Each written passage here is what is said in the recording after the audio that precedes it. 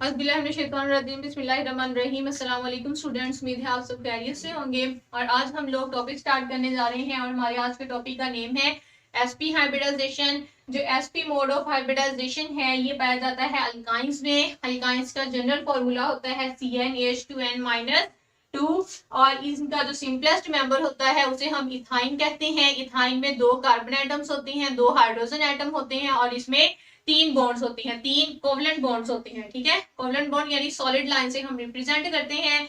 और triple covalent bond कैसे बनता है? जब बॉन्ड बनाने वाला हर एटम जो है वो 3-3 इलेक्ट्रॉन शेयर करता है तो फिर हम कहते हैं कि उसके नतीजे में ट्रिपल कोवलेंट बॉन्ड बन जाएगा। ओके, इस ट्रिपल बॉन्ड में एक बॉन्ड सिग्मा होता है और 2 बॉन्ड्स पाई बॉन्ड्स होते हैं। हम इसकी फॉर्मेशन को भी आज के लेक्चर में डिस्कस करेंगे। तो सबसे पहले हम देखेंगे कि एसपी हाइब्रिडाइजेशन की डेफिनेशन क्या है। तो एसपी हाइब्रिडाइजेशन में एक एस और एक पी ऑर्बिटल जो है ये मिलती है, एक एस और एक पी ऑर्बिटल ये दोनों आपस में मिलती है और इसके नतीजे में 2 sp हाइब्रिड ऑर्बिटल्स बन जाती हैं। क्या बन जाती हैं? 2 sp हाइब्रिड ऑर्बिटल्स। ठीक है, यानी अब हम पहले कॉन्फ़िगरेशन को देख लेते हैं। कॉन्फ़िगरेशन के बाद ज्यादा अच्छी डेफिनेशन की समझ आएगी। तो इलेक्ट्रॉनिक कॉन्फ़िगरेशन, अब क्योंकि हम लोग हाइब्रिडाइजेशन को डिस्कस कर रहे हैं ऑर्गेनिक कंपाउंड्स में, तो ऑर्गेनिक कंपाउंड में डिस्कस कर रहे हैं तो ऑर्गेनिक कंपाउंड में जो सेंट्रल एटम है वो होता है कार्बन। तो हम इलेक्ट्रॉनिक कॉन्फ़िगरेशन भी डिस्कस करेंगे कार्बन की। तो कार्बन का जो एटॉमिक नंबर है वो 6 होता है और अगर ग्राउंड स्टेट में इसकी कॉन्फ़िगरेशन देखी जाए तो वो बनती है 1s2 2s2 2px1 2py1 और 2pz0। ठीक है, उसके बाद हम इसको जब एक्साइट करवाते हैं तो एक्साइटेड स्टेट में जो वैलेंस शेल है यानी जो सेकंड शेल है वही इसका वैलेंस या आउटर मोस्ट शेल है या आखिरी शेल है।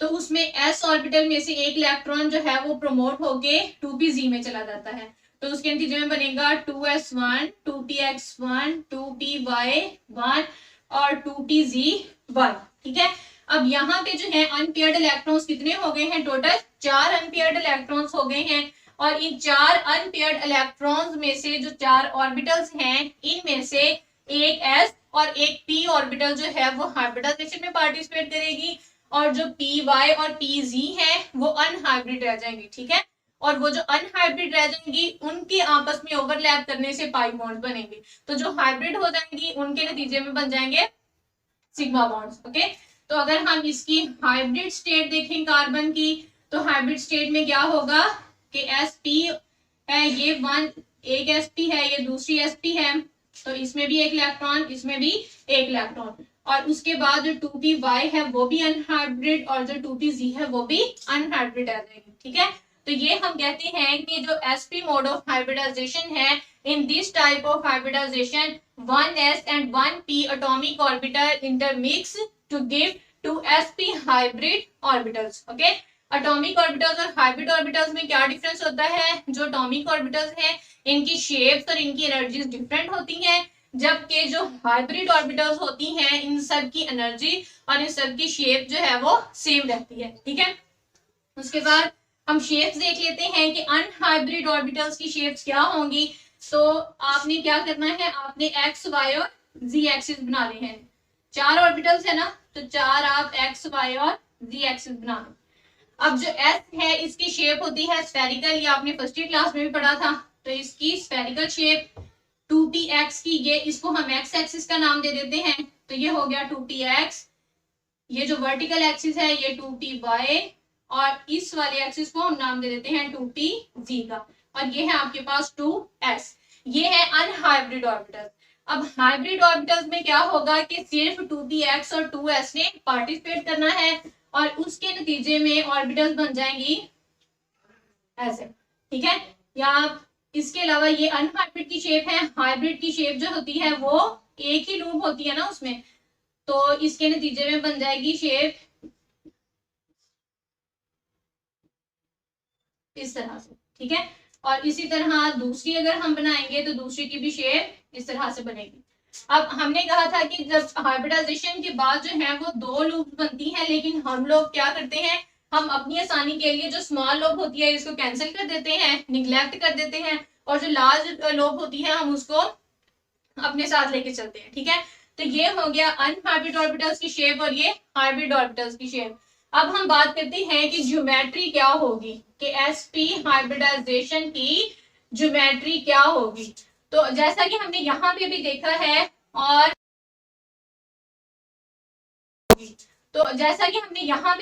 है और दूसरा हमने अब अल्काइंस में भी पढ़ना है, तो इसकी शेप होती है लीनियर। शेप इसकी क्या होती है, लीनियर। सिर्फ दो ऑर्बिटल्स होती हैं। अगर सेंटर में हम कार्बन को कंसीडर करें तो एक ऑर्बिटल हाइब्रिड ऑर्बिटल इस साइड पे और दूसरी हाइब्रिड ऑर्बिटल इस साइड पे हो जाएगी, ठीक है। तो इसकी शेप लीनियर होती है। और उसके बाद हम बात करेंगे कि इसमें बॉन्ड एंगल कितना होगा। अब क्योंकि लीनियर शेप है तो अगर आप देखें तो टोटल आप सर्कल बनाते हैं जब, तो सर्कल में कितना एंगल आता है 360। लेकिन ये क्या है, ये हाफ सर्कल है। यहां से यहां तक हाफ सर्कल, फिर यहां से यहां तक फुल सर्कल बन जाएगा, ठीक है। अब हम क्या करते हैं, हम एक पॉइंट से दूसरे पॉइंट तक जब अल्काइंस में जाते हैं या sp हाइब्रिडाइजेशन में, तो वो हाफ सर्कल होता है। तो हाफ सर्कल में एंगल आता है 180 डिग्री का। कितना एंगल आता है इसमें, 180 डिग्री का एंगल आता है। ज्योमेट्री इसकी लीनियर होती है। अब हम एग्जांपल करते हैं इथाइन मॉलिक्यूल की फॉर्मेशन की, कि इथाइन मॉलिक्यूल कैसे बनेगा। अब अगर हम कार्बन को सेंट्रल एटम कंसीडर कर रहे हैं तो हम कहेंगे कि जो एक कार्बन है, फॉर एग्जांपल ये सेंटर में कार्बन है, आप सी भी लिख सकते हैं, आप डॉट भी लगा सकते हैं। तो इसमें क्या होगा, एक ये sp और हाइब्रिड ऑर्बिटल, दूसरी ये sp हाइब्रिड ऑर्बिटल, ठीक है। ये तो हाइब्रिड ऑर्बिटल्स हो गई, लेकिन उसके साथ ही दो अनहाइब्रिड ऑर्बिटल्स भी रहती हैं इसमें, तो उनको हम पूरी एक डम्बेल शेप बना देंगे, ठीक है। तो ये हो गया आपके पास 2py और ये हो गई 2pz। ये है 2py और ये 2pz। ये भी sp हाइब्रिड ऑर्बिटल है और ये भी sp हाइब्रिड ऑर्बिटल है और सब में एक एक इलेक्ट्रॉन मौजूद होगा, ठीक है। इसमें भी एक इलेक्ट्रॉन, इसमें भी एक, इसमें भी एक और इसमें भी एक। फिर अब इथाइन को अगर हम देखें तो इथाइन में तो दो कार्बन आते हैं। इसका मतलब है कि दोनों कार्बन क्या होंगे, sp हाइब्रिडाइज्ड होंगे। तो एक कार्बन ये, फिर हम एक सेकंड कार्बन एटम लेते हैं, उसमें भी एक इस साइड पे हाइब्रिड ऑर्बिटल, एक इस साइड पे sp हाइब्रिड ऑर्बिटल, और यहाँ पे 2py और यहाँ पे 2pz। ये 2py और यहाँ पे 2pz। इसमें भी एक एक इलेक्ट्रॉन होगा। तो क्या करेंगे कि एक इलेक्ट्रॉन इसमें होगा, एक इलेक्ट्रॉन इसमें होगा। जब यहाँ पे सेंटर में दो कार्बन एटम्स होंगे और इधर से sp हाइब्रिड ऑर्बिटल्स जब आएंगी वो ओवरलैप होंगी, और ओवरलैप के नतीजे में जो उनके इलेक्ट्रॉन्स हैं वो मिलके एक सिग्मा बॉन्ड बना देंगे, क्योंकि हेड टू हेड ओवरलैप होगा ना, और हेड टू हेड ओवरलैप से हमेशा सिग्मा बॉन्ड बनता है। तो यहाँ से क्या होगा, दोनों के एक एक इलेक्ट्रॉन मिलेंगे, ओवरलैप करेंगे और एक सिग्मा बॉन्ड बना देंगे। फिर दूसरी साइड पे चले जाए, यहाँ पे भी एक इलेक्ट्रॉन है, इनमें भी एक एक इलेक्ट्रॉन प्रेजेंट है। अब इसकी स्ट्रक्चर को अगर हम देखें तो कार्बन के साथ एक हाइड्रोजन मौजूद है और हाइड्रोजन का एटॉमिक नंबर 1 होता है, और हाइड्रोजन की कॉन्फ़िगरेशन क्या होती है, हाइड्रोजन की 1s1। तो 1s1 का मतलब है इसकी जो s ऑर्बिटल की शेप है वो स्फेरिकल है। तो हम वो स्फेरिकल हाइड्रोजन एटम का जो s ऑर्बिटल है वो इसके साथ ओवरलैप करवाएंगे। एक एक इलेक्ट्रॉन हाइड्रोजन की s ऑर्बिटल के पास है और एक एक यहाँ पे sp हाइब्रिड ऑर्बिटल के पास है, ठीक है।